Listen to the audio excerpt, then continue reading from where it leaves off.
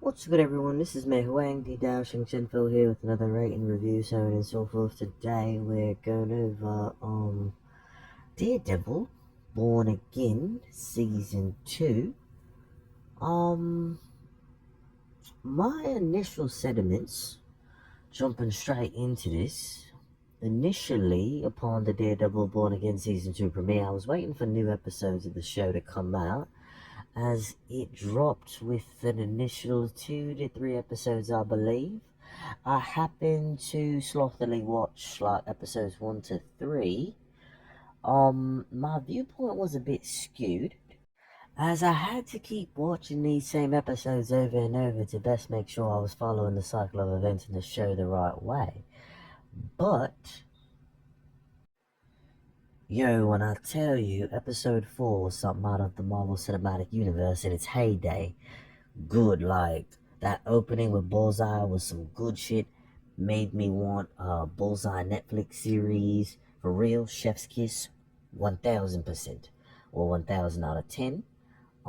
At the same time, the passive Hurricane Runner from Daredevil during the fight choreography in Season 2, Episode 4 was amazing. Loved it. I continuously replayed the scene where Fisk's wife took the glass shot in the side of the head to see if it was properly videographed.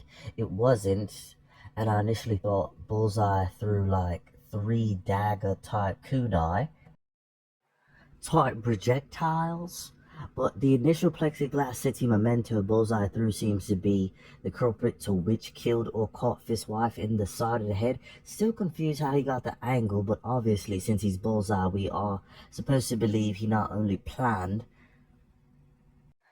the hit, but used his decisive skill of ricocheting things and also hitting his target to somehow defy gravity and physics and hit her in the side of the head. I'm still baffled a bit because I would have thought the piece of projectile glass would have hit her more in the front of her face at an angle around like the right or left temple, but more the right or near the right for me. Seems a little sketchy, like there wasn't any ricochet display to show off how he hit her in the side of the temple, but I digress. I guess it is what it is, and kind of within the wheelhouse of Bullseye's skill set. And it's to be presumed that at the same time. By the end of episode 5, season 2, I assumed that Fisk's wife basically had a brain aneurysm and died. Which, as I continued to watch, she didn't necessarily have a brain aneurysm at first, but she did basically end up getting a brain aneurysm and died.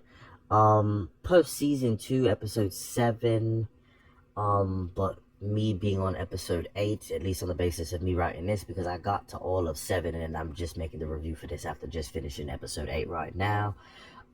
When Fisk said, "You are a fool," and my nigga Matt Murdock was like, "No, I'm Daredevil." I was like, "You, peakness.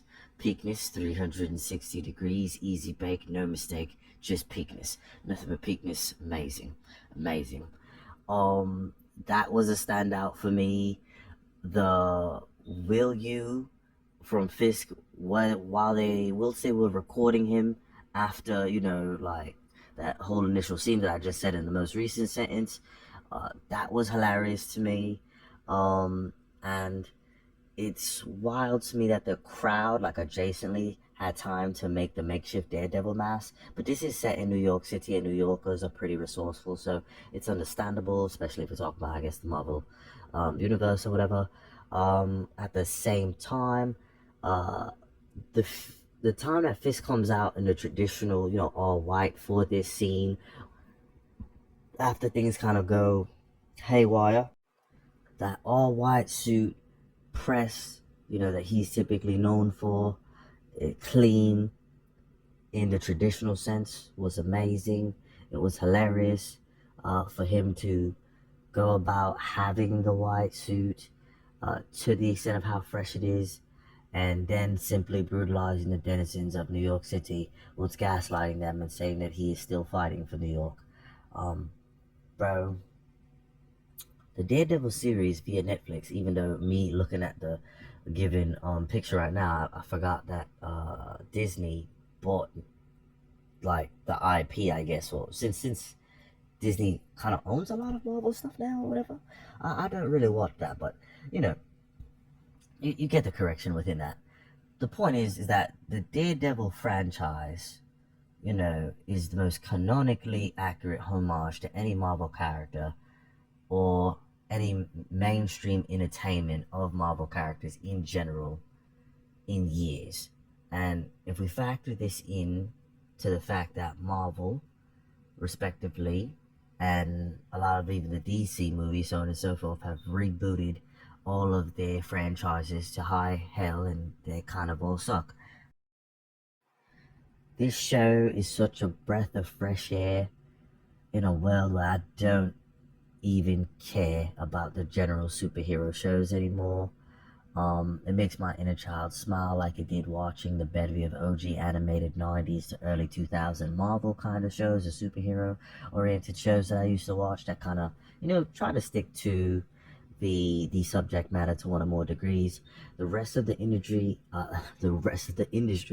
must take notes and allow work such as this to take place with other beloved characters. Even though I could be tooting my own horn to one or more degrees because Daredevil as a character has this je ne sais quoi that is integral to making a really good show that some other superpowered characters may lack evoking care from an audience over a long period of time. And outside of that, never did my man Murdoch. He went to jail, which is okay. Took a suicide attempt to take both of them down, which was kind of the theme over the case the entirety of the show. It's just that they kind of made it seem like they were both gonna die. So it's kind of cool they went this way. A dual stalemate lost instead of a dual kamikaze. Um, Aside from that, this can be disputed based off my earlier comments, but I really don't like Marvel or DC oriented works nowadays. It pertains to MCU or respective cinematic universes because superhero movies are a bit of a cash grab, and the movie itself is barely given the time to really cook and flesh out the ascorbic nougaty sediment of the cinematography to fruition. I'd appreciate superhero shows associated with the Marvel or DC universes, respectively, if they were TV shows and really cared about telling a story instead of ass pulling like most superhero oriented movies do nowadays, which has become entirely too commonplace.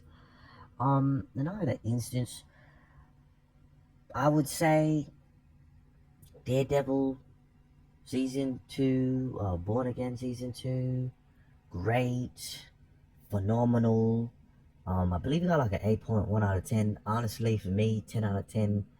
If someone like really wanted to debate it, really, 9 out of 10, maybe 8.8, 8.8, 8.82 out of 10. If I was being as harsh as possible, but phenomenal.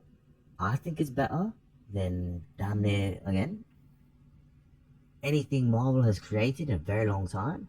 Probably since like Endgame or End War, whatever the hell that shit is. And realistically, the end scene for me is the best part in that given movie. Like Daredevil is so more. If we talk about from when it first came out in Netflix to where we are now, it it has so much more depth than the entirety of the MCU and the DCU that it's not even scary. It's sad.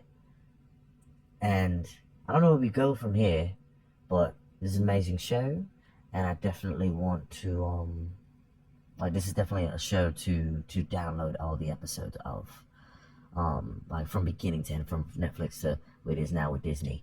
In either instance, this has been Mei Wang, Dou-zhansheng-fo here with another rating review, so on and so forth. I'm out.